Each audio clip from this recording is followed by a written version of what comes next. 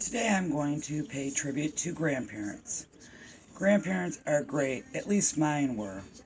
My grandmother on my father's side was a short 5 foot 1 inch and wide 300 pounds. She was in her late 50s by the time I came around. I was the last of 6 kids. She had raised 6 kids and 2 foster children. She had 18 grandchildren. And as you can imagine, by the time I came around after babysitting my cousins and raising these kids, and she had had plenty enough time with kids. Well enough. Um, I lived next door to my grandmother for many years, and they also babysat me while my parents worked. I was the only child. I was my grandmother's baby's baby. Um, and I definitely gave them a run for their money when they were in their 50s and 60s. I was a brat. If I didn't get my way, I would kick, I would scream, I would have a temper tantrum, knowing that they wouldn't do a darn thing because I was the grandchild. They were just going to let me get away with it. Um, I would go to friends' houses. I would go to friends' houses. She would tell me what time to come home. And of course, I would never come home when I was supposed to be there. So that meant that short grandma, 4x4, would have to get off of her chair, go across her living room, down the outside stairs, across the street, to my friend's house, knowing the whole time in her head she is super mad. You know that the moment she sees that tree with that good whipper stick, that one that, whew, when you go to, whew, yeah, you know that as soon as you came off those stairs from your friend's house, grandma was grabbing one of those off that tree immediately.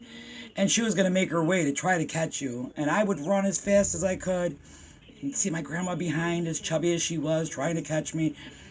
Once in a while, I would slip up and she would catch it.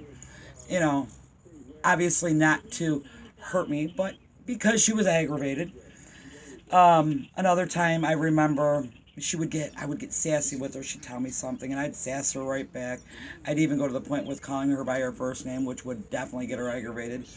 And she would take her dish towel and she'd wrap it up and she'd make herself a little rat tail and like kind of catch me as I was going by, just to give me an idea that I was being disrespectful or something like that. My grandfather, on the other hand, my grandfather was a very tall, thin man, never spoke a whole lot. He had rheumatoid arthritis in his hands and his feet, so I'm assuming he was probably in some pain. You would never know. Very quiet, pleasant man.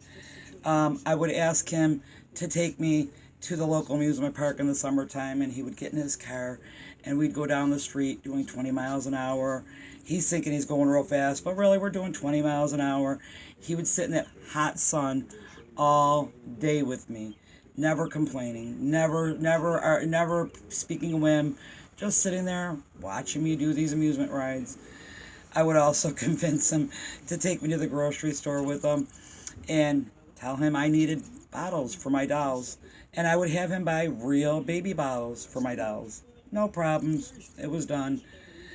Um, our thing that we used to do, I would sit on the couch and watch WWF wrestling, back in the old days when they sort of really wrestled. And I would just sit there and never speak a word, never really even look at one another. And, out of the side, out of the left side, all of a sudden a stick of gum come flying at me. And that was kind of his idea to say he was thinking about me or he loved me, just give me that little piece of gum. Um, but my grandparents, they were my world, and it didn't matter. The one time, my father, I was wanting to get a hamster. We had one dog, no other pets, and like I said, I was the only child. Well, I wanted a hamster. I found this hamster at this pet store, and I really, really wanted it. And I tried to convince for probably 2 weeks. I tried to convince my parents that I really needed this hamster, and I was probably 9 or 10 years old. And nope, I'm not having it. So the one morning I thought to myself, I'm gonna, the night before I'm going to get up in the morning and I'm going to grandma's house. We'll see what happens. So I got up in the morning, got ready, rode my bike. It was only probably a 10-minute bike ride. Got on my bike, rode there. About 3 minutes, 2 minutes before I turned the corner to go to their house, I made sure the tears were pouring. Oh, they were coming. They were coming real good. I came up with a really good sad story. I get to my grandparents' house. Both of them are, oh, Carolyn, why are you crying? What's wrong? And I'm sure I put drama on. I'm sure I did. But, I let them know my parents won't let me have this hamster. And within, I'd say, 45 minutes to maybe an hour, I left their house with enough to go to the pet store, get the cage, get the hamster, get the food. I showed up at my house with all the stuff. My parents were livid. Do you think there was anything they could do about it? No. So I got my hamster thanks to my grandparents. I have to say that, grandparents are the best. And the word grandparents is exactly what it is. They are grandparents.